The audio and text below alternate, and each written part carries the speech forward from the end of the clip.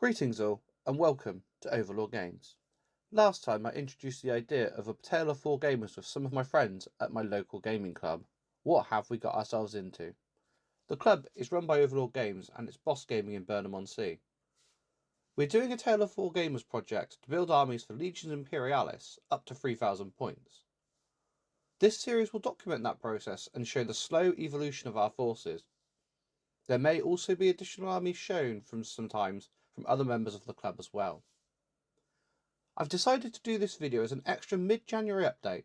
I will reveal two more of the armies which have been chosen, and that leaves only one more main army to be seen in the February update. I hope you enjoyed this series and it inspires you to build your own army too.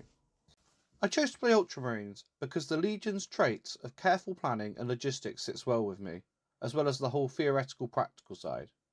Not only were they the largest Legion, but also had plans for after the Great Crusade to build up the galaxy, even if those plans, along with the galaxy, did end up in flames. The first formation I'm working on is a Legion drop pod assault formation. I went with this formation as the idea of Space Marines drop podding into the enemy has always been an interesting idea to me. I've just never wanted to paint that many 28mm drop pods, so doing it in a smaller scale really suits. It's an interesting idea, but we'll see how it works on the tabletop. I also made a little error. I thought drop pods could only have one stand-in, but it turns out they have two, so that does leave me with some spare drop pods. I bought 16 of them.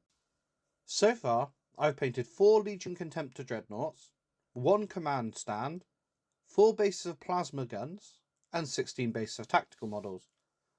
I've made sure that I've put a coloured ring around the bases so I know which ones are in the same formation, as the Legion trait allows me to reroll ones to hit when other units in the same formation have shot at them. I am using a very simple scheme of ultramarine blue, which will allow me to rapidly paint the army and at a level I can put up with looking at them from an arm's length. I did experiment with gold trim, but in the end decided to block paint the gold areas just for ease. It was taking an awful long time. Next week I will start a wave of drop pods that are on my desk, 16 of them, and 4 dreadnought drop pods. Our second player is also one of the longest standing Space Marine players at our club, and probably the person I know who's played Space Marines most in our life. His name is Ant. He's decided, well, he's going to play, you guessed it, Mechanicum. Yep, breaking the mould. So, he's playing Mechanicum from his own made-up Forge world called Talax 4. He wanted to try Mechanicum because he liked the robot aesthetic, and despite having played most factions in 40k, he's yet to try anything that's Mechanicum. He prefers the Heresy aesthetic for Mechanicum, where it's less flesh and it's more just robots. So, let's see what he's got to offer us, guys. Introducing Ant, the Mechanicum player. So Ant has started his army with the Mechanicum army set deal. He's started working on his favourite models, which are the Thanatar, with plasma mortars and heavy las. He's found these models to be a bit fiddly. He's then going to start painting his Skitarii and his robots on the sprue, so then he can glue them up on the bases. I did a similar process with my Ultramarines.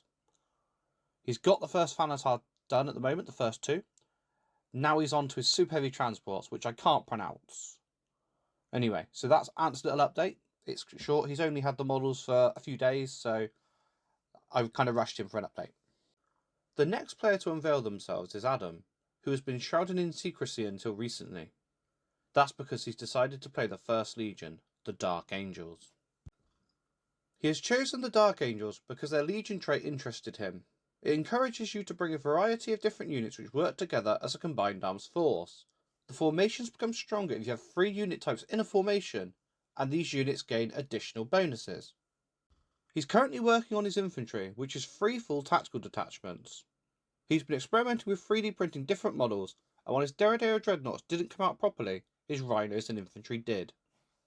His current direction is building a Legion Demi company with Rhino transports for all the tactical squads, thus giving them more mobility and firepower.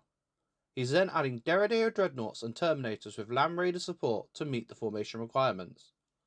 This will allow him to make full use of his Legion trait, as he has infantry, vehicles and walkers. There is one player yet to unveil themselves and put themselves on the universal chessboard. They'll be shown in our February episode. What is your guess of the faction they're playing? If you're building a Legions Imperialis army as well, and want to share your progress with us, then why not use the hashtag Overlord Tale of 4 to share it with us. If you want to follow our adventure, then please don't forget to like and subscribe to our YouTube channel. Thank you all, and goodbye for now.